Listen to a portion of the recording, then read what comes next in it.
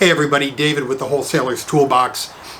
I have an interesting perspective on the wholesaling business as a whole because of the website and because I get a lot of people emailing me, asking me questions and telling me about their journey. And I wanted to talk to you today about one thing specifically that stands out with a lot of new wholesalers, and it's the dilemma if they should tell property owners or people that they're talking to if they're a real estate wholesaler. Now this strikes a chord with me because I went through the same dilemma when I started wholesaling, because you go out and you're like, I'm not an expert in wholesaling. I'm not, I don't really know what I'm doing yet, and I'm kind of fumbling around trying to learn it, and I don't want to lie to people. I don't want to mislead people and tell them that I'm an investor when I'm not really a real estate investor. And it's like this guilt thing, or something going on where people don't want to say, oh, I'm a real estate investor, this is what I do, and they just want to be completely honest. They want to go, I'm a wholesaler. I'm going to put your house under contract, and then I'm going to go, look for somebody to buy it. And I want to talk about why this is a bad idea. All right, it's first off, we'll start with just the legal aspect of it, okay? And the legal aspect of it is, if you go and put a property under contract and then just go out and promote that contract on Craigslist and on Facebook and and all these different places, then you're just being a real estate agent or a real estate broker. You're trying to broker a deal, and that's not legal that I know of in any state, okay? And too many people are trying to do it, and that's why we have, like, now in Illinois or down in Georgia, they're talking about making it, so a wholesaler has to have a real estate license, okay? It's already law in Illinois, and it's, looking like it's going to be in Georgia. So, because too many people are doing it. Too many people are getting properties under contract. They're going out trying to sell them. They're not selling them. They're not assigning that contract.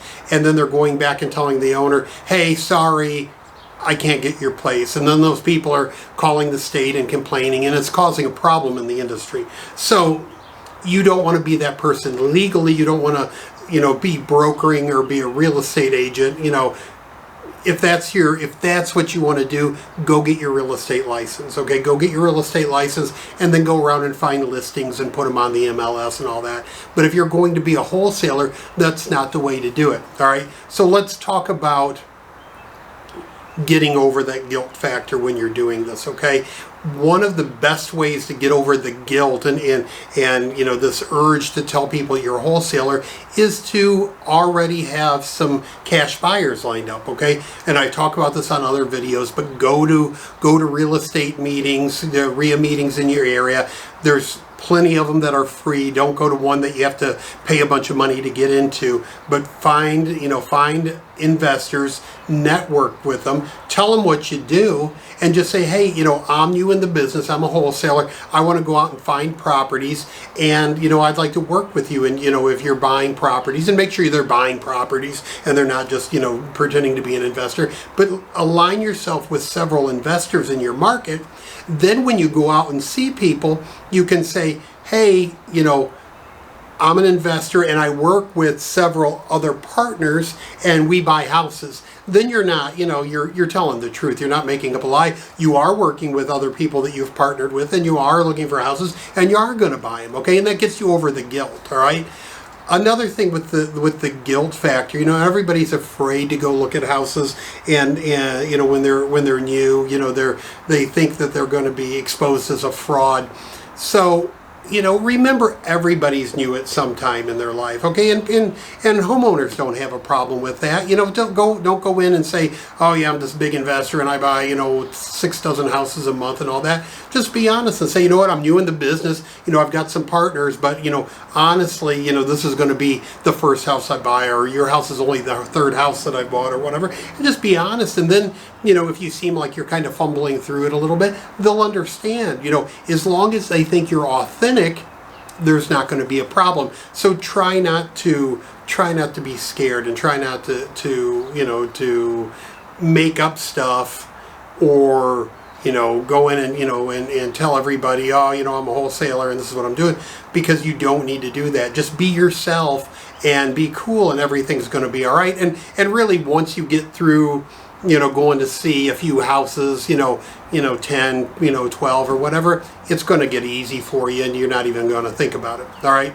So back to this urge to tell everybody that you're a wholesaler and this is what you're doing.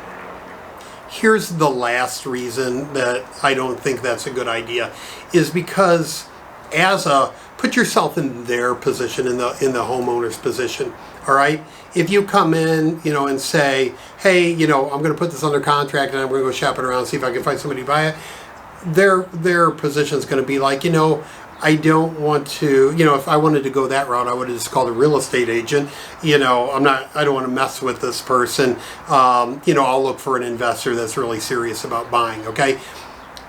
I'm not saying to mislead people, but people with a problem want to be led by somebody that they believe has the solution. Okay, and that's what you need to do as a wholesaler, is provide a solution for people in a distressed situation. They've either has a house that's torn up, or they're in a bad situation, they're behind on taxes or whatever. They don't have time to list, they don't have time to work with somebody that's just going to go and try to shop their deal around. They want somebody that will buy their house. Okay, so provide a solution for that.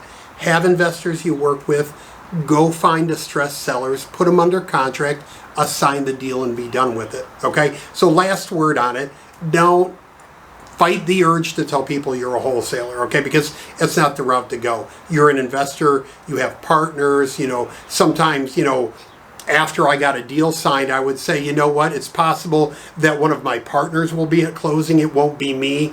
The terms of the sale don't change any, it's just somebody else signing the paperwork, but it's somebody that, that I work with all the time. And people will, if you just present it like that, make it real quick and easy, nobody's going to have a problem with it. I've never had anybody that's had a problem with it. All right.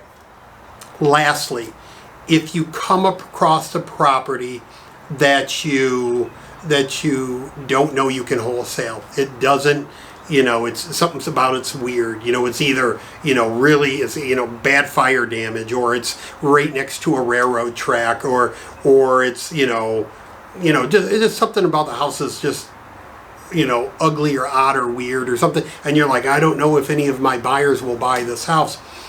Use an option agreement where it is an option to purchase, okay? And then you can just tell the seller that you're meeting with, say, listen, this doesn't meet the criteria of myself or any of the partners that I work with, but what I could do, if you'd like, I'll put it under, option, so we can agree on a price. And then I'll go to some of the other investors I know and see if they want to buy it, right? And then, but I need the option agreement so I know we have a price locked in. If somebody else is interested in it, then at that time I can come back and I can put it under contract and we can do the deal and all that stuff. And just present it just like that. And I've done many deals like that where, either the price was too high or something was weird. I didn't know if I could get the deal done, so I used the option agreement, okay? So the option to purchase, all the purchase contracts, I have those all on, my website, thewholesalerstoolbox.com. I'll put a link below. But I hope this video helped you.